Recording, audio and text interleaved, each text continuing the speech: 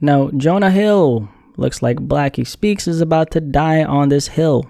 No pun intended. I didn't think I'd make this video, but here I am. Now, Jonah Hill. Y'all know Jonah Hill, right? One of my favorite white men in Hollywood. I like Jonah Hill. He's a charismatic ass guy and he's most definitely invited to the cookout. Did I also mention that he's a great actor? Well, he's a great freaking actor. Just getting straight into it because that's how we do it. Like the video because I'm expanding the content right in front of your eyes. With that being said, I'm obviously done putting myself in a box. I'm sure you can appreciate that, so like the video. Now, Jonah Hill, as some of you guys might know, is actually trending right now. He's the man of the conversation, is actually in some controversy right now, which was sparked after an ex-girlfriend of his decided to partake in a little expose. The ex-girlfriend in question goes by the name of Sarah Brady. She's apparently a professional surfer. That'll come into play later. But Sarah just the other day posted some screenshots that are currently going viral. The screenshots are text messages between herself and Jonah Hill. They were allegedly dating between 2021 and 2022. So for about a year and some. Jonah Hill is currently in a relationship with another woman by the name of Olivia Miller, and he recently announced that he's now a father. So him and his woman over a month ago welcomed their first child together. So back to his ex-girlfriend. Now, the other day she posted a bunch of screenshots on social media exposing Jonah Hill. This is going super viral right now. Everybody's talking about it. And yours truly had to come on here and give his take on it because I'm sure the world is in dire need of my opinion on this, right? That's a lie. Actually, it's the truth. So let me read you some of these texts and we're gonna break them down as we go along, starting with the first one. So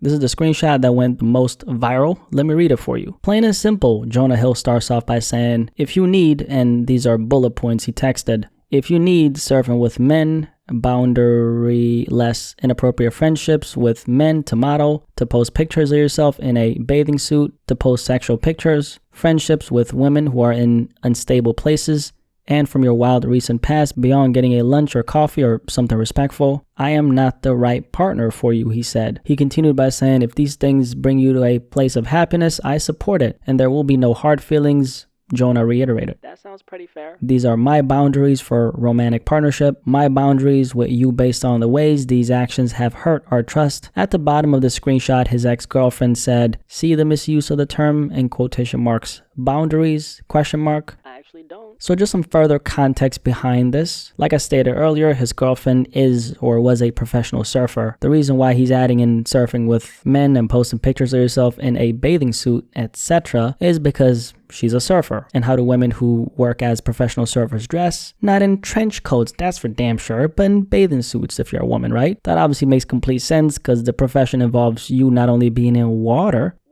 but you got to be agile and be able to move around quickly so the waves don't eat your ass. You can't do that shit rocking a big ass trench coat, can you? So now you got a little bit of context as to what Jonah Hill was talking about. He was essentially telling his girlfriend at the time, hey, these are the things that I require in a relationship, and if that doesn't work for you, and if you doing what you're doing brings you happiness, I am in full support of that, and there will be no hard feelings. I think this is a pretty mature stance on his end. There is, of course, another side to it, and I'm, of course, going to discuss that perspective, so keep listening. But if we just take a look at that, he laid out the things that he requires in a relationship and presented those things in a very mature manner, just like you're supposed to as an adult. You communicate, give the person a chance to respond so they can come to their conclusion and you can move forward from there, right? Moving on to another one of these texts. Before we read the text, on top of the screenshot, she typed out this. This is a warning to all girls. If your partner is talking to you like this, make an exit plan. Love y'all. Call me if you need an air. Respect however you want to live your life. You only get one. Sort of done with explaining myself, Jonah Hill said. She then responds by saying,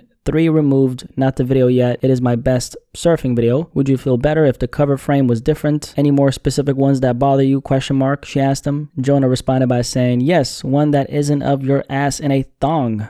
She responded by saying, not a thong, but K. So essentially what's going on here is this is a back and forth between him and his girlfriend where Jonah Hill is saying, hey, I don't want these pics of you being up on your IG and, you know, that picture and that video. She's obviously complying because she most likely doesn't want to lose him and keep the relationship going, right? Just interjecting my opinion. This is something I actually don't agree with on Jonah's end, and I'll explain later on exactly why I say that. Kind of has to do with the decision of choosing someone as your partner who has an occupation that involves the very thing that of goes against what you're actually looking for. It's a nuanced point, so I'll just talk about it later. I don't want to rant about it too much right now. Let's keep on moving. Let's check out these bulk of text messages and then we'll center the conversation. But this is what they say. This is her texting, by the way. But she said, "I'm sorry I said that. I had a couple of beers and I'm upset, feeling like we can't do social things without an uncomfortable situation arising that usually feels like my fault somehow. I feel you'll pull away and then the feeling of being defective creeps in. I think I'm not socially intelligent enough to meet your needs as a partner. And then I get frustrated and angry at myself and just want to rip the band-aid off if I'm not good enough for you." She continues and says, "In moments of conflict, my brain thinks you want to dump me because I'm not good enough for you and you're the GOAT and you can do better and you will immediately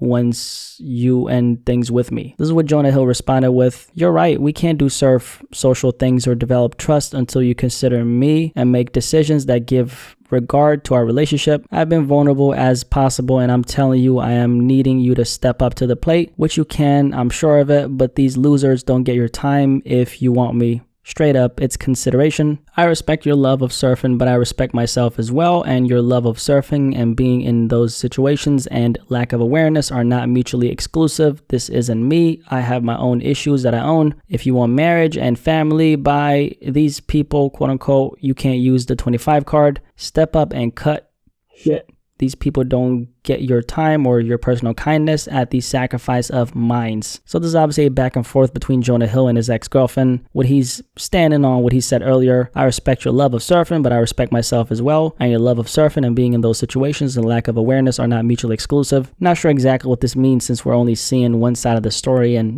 this is what she wants to show us, right? Anyway, and then check out these texts from Jonah right here. "It's just constant and doesn't reflect where we're at or where you want to say you want to be. I respect your skill and your surfing. I respect how you want to present yourself. I respect that you're hot and beautiful. And I respect how you want to live, but I also respect myself and what I'm interested in my own life and what I let into my heart and inner circle. So celebrate yourself and your life however you please and shine bright like a diamond. Shine bright like a diamond." That R&B album finna drop soon, bruh. On these other texts, he said, "I agree to everything you said, except I am not comfortable with you posting bathing suit pictures at this moment because you have not." And right there cuts off and then continues, "Nor may I ever want that from my partner, and I reserve that right and I'm open about it. Let me know. We'll respect you either way, but these are my boundaries of this romantic relationship. Thanks. I'd love to know before the premiere so I'm not put in the position of publicly flaunting our love if my boundaries are going to continue to be disrespected. That would be hurtful and triggering for me." And then she responds with, "Understood." On these last text messages, she said, "Oh, and modeling, which is the last profession I would be with as a partner," Jonah said, quote unquote,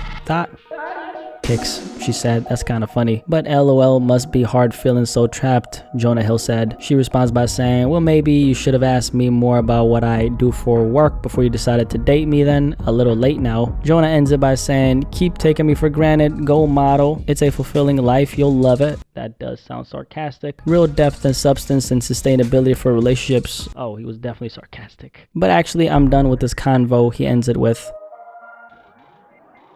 So there's that. This story has been going crazy viral, and it does make sense because Jonah Hill is an A-list actor. I mean, this guy's net worth is in the 100 million mark. He's rich, successful, famous as hell. So obviously this is a really big story, and not only in Hollywood but also in media, period. There's a couple different sides to this conversation, but right off the bat I want to say this. It's actually disrespectful to the women who go through real emotional abuse to call this emotional abuse, because this is not that. And I'm just basing it off of what I've seen so far. I don't know what's going on behind the scenes. I'm just basing it off of how the story is portrayed. I wouldn't for a second label this as Jonah Hill is an evil man who emotionally abused his ex-girlfriend. I would, however, label this as Jonah Hill was in a relationship with a woman who's a surfer, and he expected a woman who's a surfer whose job is to wear a bathing suit while she's out on the water to not do what she does. So I hope we can agree on the fact that based on what we've seen, this is not emotional abuse. This is two adults who both, it looks like, got into a situation and found out that they're just not not compatible for each other. Happens every day. I've gone through it. You've probably gone through it. Millions of people go through it every single day. They break up, move on, do the same thing, and do the same thing again until the lesson actually catches up to them. So that's what I see. I mean, I've seen what a man emotionally abusing a woman looks like, and I wouldn't label this as that, because I think doing so would be disrespectful to all the poor women who are actually going through that. I also wouldn't call this man a misogynist or narcissist like the mainstream media is calling him, like Twitter is calling him, like she herself called him on this Instagram caption, reviving a pic I took down by request of a misogynist narcissist. She did say request, so he put in a request for her to take it down, and she happily took it down, right? Like, are y'all serious? Do you guys know what an actual misogynist looks like? Do people actually know what a narcissist looks like? Narcissistic personality disorder is a mental health condition in which people have an unreasonably high sense of their own importance. They need and seek too much attention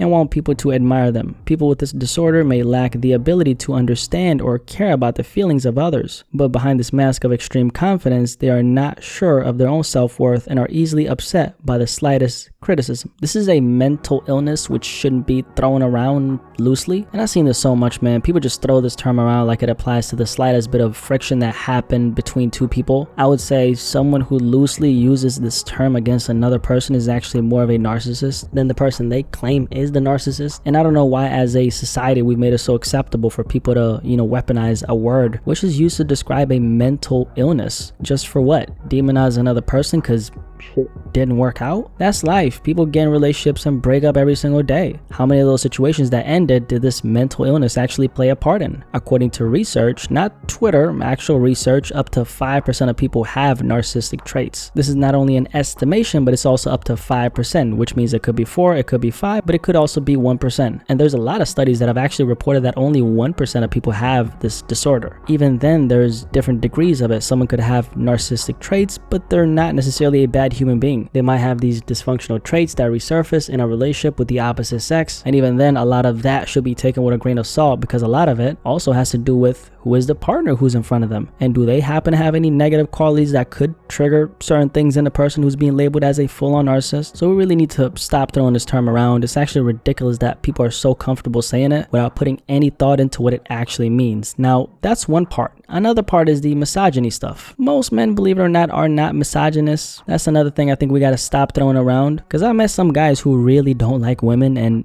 almost all these guys don't even like the women in their own families. A lot of it could stem from trauma. Some of it could probably stem from insecurity. It could be a lot of things, because no child comes into this world having hatred inside of their heart. It's really your circumstances that'll shape you into something like that, right? But that's another conversation. A guy who is a narcissistic misogynist wouldn't even have the capacity to formulate his thoughts in the calm and mature manner Jonah Hill did in these texts, because all he sees is red when he's talking to women. And plus, were you not in a relationship with this supposedly horrible guy who doesn't like women and is a narcissist? So many things wrong here, but let's touch on it. I don't think Jonah Hill did anything wrong here, because he was actually mature enough to communicate what he wants in a relationship with a woman he wants to be with. Now, the other side of this is what I said a few minutes ago. Choosing someone as your partner who has an occupation that involves the very thing that goes against what you're actually looking for. Now, that part right there doesn't make any sense, because she was a surfer before you met her, and she's gonna be one when you're with her, and she's gonna be one when you're not together with her. So before,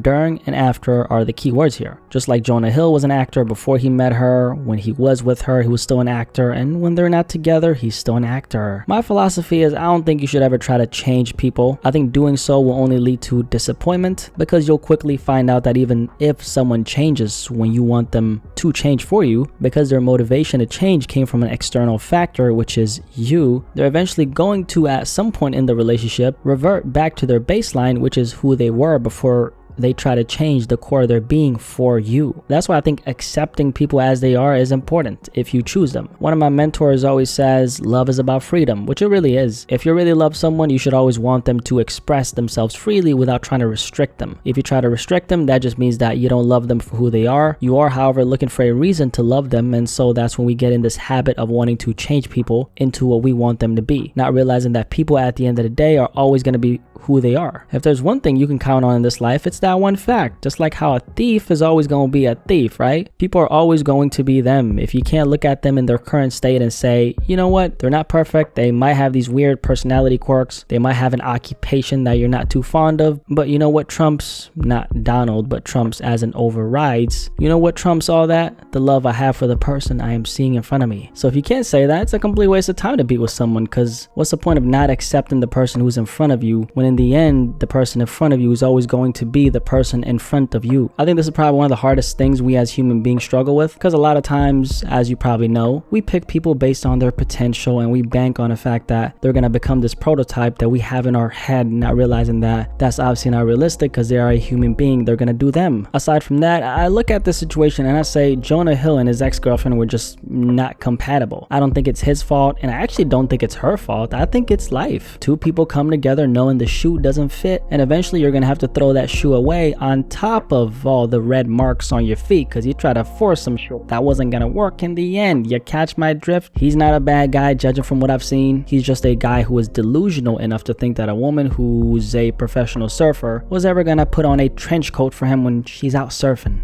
You get what I'm saying? Also, I do want to highlight something else. I just think it's really interesting how she posted this right as, you know, he's in a happy relationship and he just became a father and he's with this new woman. To me, that signifies a couple things, but there's one word that's at the top of my dome, which is vindictive. The act of having or showing a strong desire to harm someone because you think that person has harmed you. This is obviously a very negative term, and you never want to be a person who's vindictive, because vindictive people usually get a taste of their own medicine down the road, and I don't want that for you. I just don't understand what the point of publicizing private conversations between someone you're once in a relationship with is. Being an adult means you move on with your life and you leave the past in the past. Please don't be one of those people who's airing out private matters to the public as a way to taint their image. If it didn't work out, be an adult and move on with your life, and please just do that. It's literally so simple. Like, come on, just be an adult, right? All you literally have to do is move on and don't try to ruin someone because you guys were not compatible. It's really simple. Anyway, like the video if you enjoyed it. Had to speak on this because I was having some interesting conversations with my friends about it. Obviously, we out here expanding the content because I'm done